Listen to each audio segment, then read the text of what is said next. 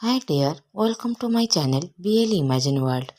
आज का fan fiction I don't love you but I want you fan fiction के part 15 है। पिछले पार्ट में हमने सुना था इपो और चान जो वांगजी और हुसैन से मिलने गए थे और ये भी कह दिए थे कि वो लोग एक हफ्ते बाद वो लोग चाइना वापस जाने वाले हैं। अब आगे की स्टोरी।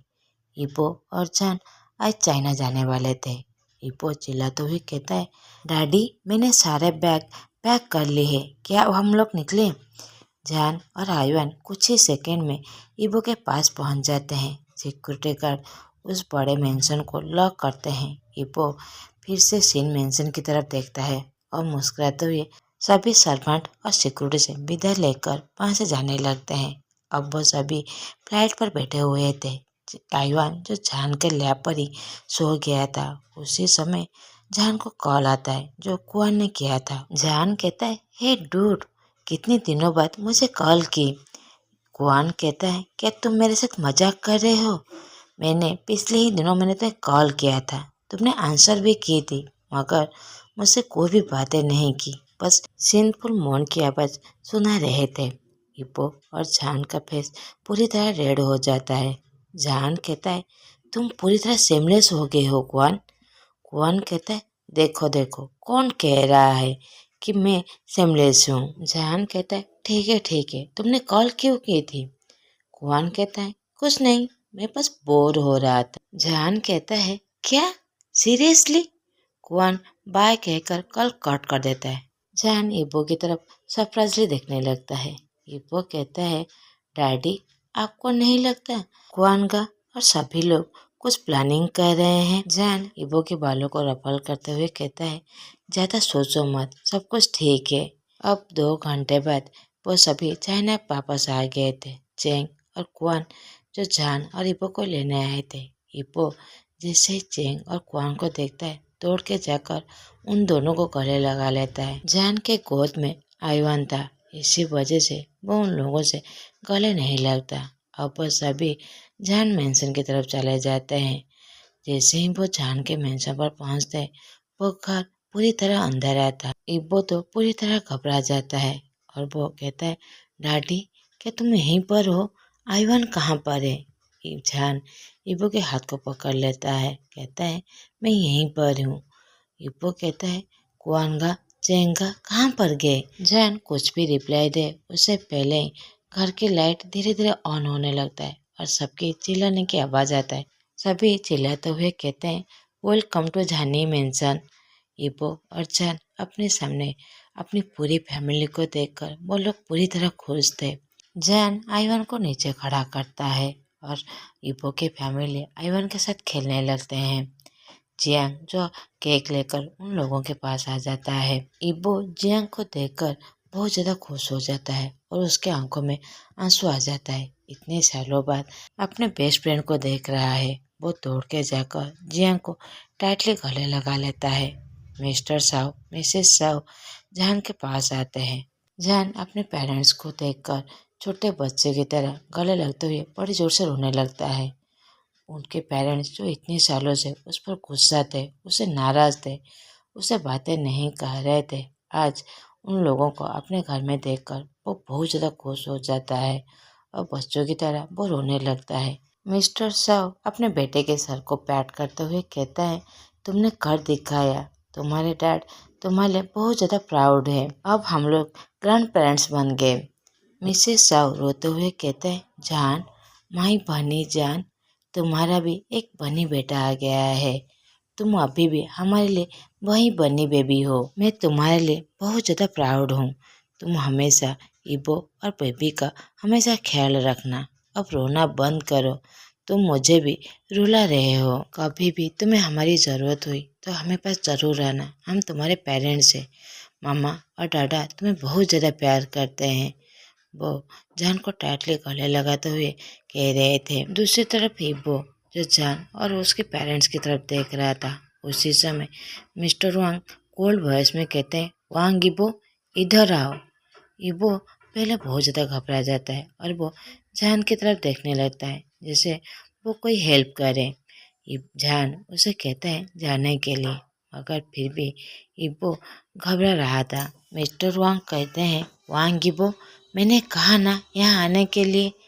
इबो अब पपी आइज दिखाते हुए धीरे धीरे अपने डाडा के पास जाने लगता है। इबो कहता है, डैड।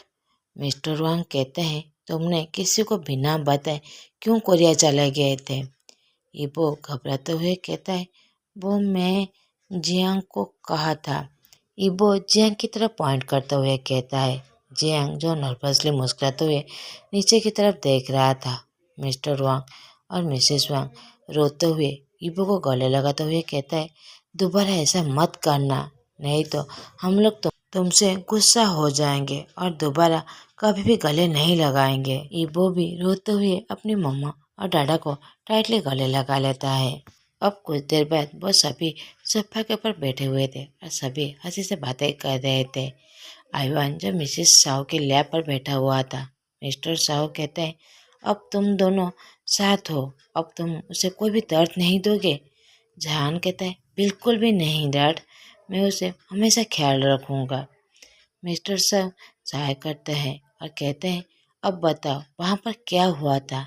जहान अब सब कुछ कहने लगता है कि उसने कैसे इबो को जेलस किया था और कैसे उसने इबो का किडनैप किया था। वो सारी बातें कह देता है। मिस्टर वांग कहते हैं, इसका मतलब अब हुसैन तुम्हारा दोस्त है? इबो कहता है, हाँ, इसमें कोई बड़ी डील नहीं थी डैड। अब वो सभी खुशी से बातें करने लगते हैं। कुछ देर बाद जहान की फैमिली और इबो की फैमिली अपने घर चले जाते हैं।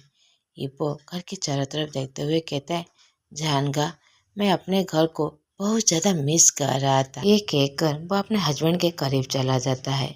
कुआन कहता है, हे एवरीवन, मुझे तुम्हें कुछ कहना है। हमें और जैन अगले हफ्ते ही शादी करने वाले हैं। इबो और जहान दोनों बहुत ज़्यादा खुश हो जाते हैं। जैंग कहता है, मैं भी हाई कुआन से शादी करने वाला हूँ। इबो कहता है, कब? जैंग कहता है, उसी दिन जिस दिन जियांग और कुआन की शादी है, हम लोग भी उसी दिन ही शादी करने वाले हैं। जैन बॉडी से स्माइल देते हुए कहता है, ठीक है, हम लोग भी जरूर आएंगे। अब कुआन, जियांग और चेंग अपने घर की तरफ चले जाते हैं। अब घर में इबो और जान और आइवान ही थे। आइवान कहता है, डाडा, पापा, मैं अपने रूम में जा रहा हूँ, मुझे नींद आ रहा है। ये कहकर वह अपने रूम में चला जाता है। अब इबो जान के लैब पर बैठ जाता है। जान इबो के फोrehead पर किस करके उसके हाथ को पकड़ते हुए कहता है, इबो, मैं अपनी छोटी सी फैमिली को एक नाम दिया है। इबो कहता है, क्या है? जान कहता है, आई don't love you but I want you. जान जो बड़ी से स्माइल देते हुए कह रहा था। इबो जान को गले लगाते हुए कहता है, आई लव यू डैडी। जान भी उसे गले लगाते हुए कहता है, आई लव यू बेबी। अब हमें कुछ साल के बाद की सीन दिखाई जाती है। 23 ईयर्स का एक लड़का जो अपनी बहन पर चिल्लाते हुए कहता है, जिया, अभी उठो, तुम्हें यूनिवर्सिटी जाना है। जिया कहता है, हाँ मैं उठ रहा हूँ, चिल्लाना बंद करो, अब तो खुश हो। हॉल में से जान चिल्लाते हुए कहता है, तुम दोनों आर्गुमेंट करना बंद करो। आइवान, अपनी बहन को लेकर नीचे आ जाओ, सभी ब्रेकफास्ट करेंगे। शाहजहान जो 48 ईयर्स का हो चुका था, जो 2 बच्चों का पिता था, अपने बच्चों और इपो के लिए वो बहुत ज़्यादा ओवर प्रोटेक्टिव था। इपो जो 42 ईयर्स का था, वो अपने बच्चों से बहुत ज़्यादा प्यार करता था। आइवान जो 23 ईयर्स का ओल्ड का था, जो 3rd ईयर का ग्रेजुएशन कर रहा था, वो अपने पापा की तरह बहुत ज़्यादा हैंडसम है। वो यूनिवर्सिटी में हमेशा टॉप रैंकर में आता था। वो अपने डाडा की तरह बहुत ज़्यादा चालाक और इंटेलिजेंट था, मगर जब वो गुस्सा हो जाता था, वो एक डेविल बन जाता था। जिया जो 18 ईयर्स ओल्ड का है, वो अपनी पापा की तरह बहुत ज़्यादा क्यूट है, मगर वो भी जब गुस्सा हो जाता था, अपने डाडा की तरह बहुत ज़्यादा डेविल बन जाता था। वो भी बहुत ज़्यादा चालाक और इंटेलिजेंट था। वो सभी बस एक दूसरे से बहुत ज़्यादा प्यार करते थे। अब वो सभी डाइनिंग टेबल पर बैठे हुए थे। इबो कहता है, आइवान, धीरे से खाओ, गले में लग जाएगा। आइवान कहता है, पापा, खाना बहुत ज़्यादा डिलीशियस है। जिया कहता है, यस पापा। डाडा, क्या मैं आपसे एक सवाल पूछ सकता हूँ? आपके पेरेंट्स ने क्या आपको एक लड़के को डेट करने के लिए कहा था, एक लड़की के लिए मना किया था? जान इबो के बालों को रफल करते हुए कहता है, प्रिंसेस, हम लोगों ने कोई भी डेट नहीं की है। यहाँ तक कि हम दोनों ने एक दूसरे को प्रपोज भी नहीं किए थे। ये शादी तो हमारे पेरेंट्स ने करवा दी थी, जो फोर्स मैरिज थी। पहले तो मैं तुम्हारे पापा को पसंद भी नहीं करता था, मगर वक्त के साथ हम दोनों के बीच प्यार हो गया। जिया एक्साइटेड होते हुए कहता है, वाह, ये स्टोरी तो वाटपैड की स्टोरी की तरह है। मैंने एक स्टोरी पढ़ी थी जिसमें फोर्स मैरिज की गई थी। टॉप बटन को क्रूएल तरीके से हर्ट कर रहा था। बॉटम जो एक दिन उसे छोड़कर चला गया अपने दोस्तों के साथ। जैसे ही टॉप को रियलाइज हुआ कि वो बॉटम से कितना प्यार करता है, वो उसे वापस ला देता है और उन दोनों के बीच प्यार हो जाता है। और स्टोरी के एंड में अब वो लोग खुशी से रह रहे थे। इबो और चान एक दूसरे की तरफ देखने लगते हैं। दूसरी तरफ आइवान जो अपने हाथ को सर पे मार रहा था, क्योंकि उसे पता नहीं था कि उसकी बहन भी वाटपैड यूज कर रहा है। आइवान ये स्टोरी अपने पेरेंट्स के ऊपर ही लिखा था। जैसे ही उसे पता चलता है कि उसकी बहन इसी वाटपैड यूज करता है, तो वो उस पर गुस्सा होते हुए कहता है, आज के बाद तुम्हें वाटपैड पढ़ना बंद करना होगा। जिया गुस्सा होते हुए कहता है, क्यों? बस तुम ही यूज कर सकते हो, मैं नहीं। वो दोनों अब फाइट करने लगते हैं। अब दोनों एक दूसरे के सारे सीक्रेट खोलने लगते हैं। इपो चिल्लाते हुए कहता है, तुम दोनों अब चिल्लाना बंद करो। हमेशा तुम दोनों ऐसे क्यों आर्गुमेंट करते हो? अब इपो आइवान पर गुस्सा होते हुए कहता है, आइवान, तुम बड़े हो, तुम उस तरह अपनी छोटी बहन पर नहीं चिल्लाना चाहिए। आइवान कहता है, आप हमेशा मुझे ही कहते हैं, आप कभी भी उसे नहीं कहते। मैं हमेशा उसे अच्छे से बात करता हूँ, वो कभी भी मुझसे अच्छे से बात नहीं करती, मेरी बात कुछ भी नहीं सुनती। आप हमेशा मुझे ही डांटते हैं। वो मेरा हर सीक्रेट आप लोगों के सामने कह देता है, मैं उसे नफरत करता हूँ। ये कहते हुए वो गुस्से से अपने रूम की तरफ चला जाता है। जिया जो रोते हुए नीचे की तरफ देख रहा था, हिप्पो अब जिया की तरफ देखते हुए कहता है, तुमने सुना तुम्हारे भाई ने क्या कहा? वो तुम्हें बहुत ज़्यादा प्यार करता है, मगर बस दिखा नहीं पाता। अब तुम्हें उससे बात करना चाहिए। अब जिया अपने आंसुओं को वाइप करते हुए अपने भाई के रूम की तरफ चला जाता है। हिप्पो सहाय करते हुए जान के पास जाकर बैठ जाता है। जान उसके फोrehead पर किस करते हुए उसे गले लगा लेता है। जान कहता है, इबो, तुम टायर्ड हो गए हो? इबो कहता है, हाँ, ये दोनों बच्चों की तरह हमेशा आर्गुमेंट करते रहते हैं, मैं तो बहुत ज़्यादा घबरा जाता हूँ। जान कहता है, डोंट बी स्कैर्ड, वो दोनों के बीच बहुत अच्छा बॉन्ड है। अब छोड़ो, क्या आज हम लोग बीच पर चलेंगे? इबो कहता है, ओ सॉरी, मैं तो भूल ही गया था, आज सैटरडे है।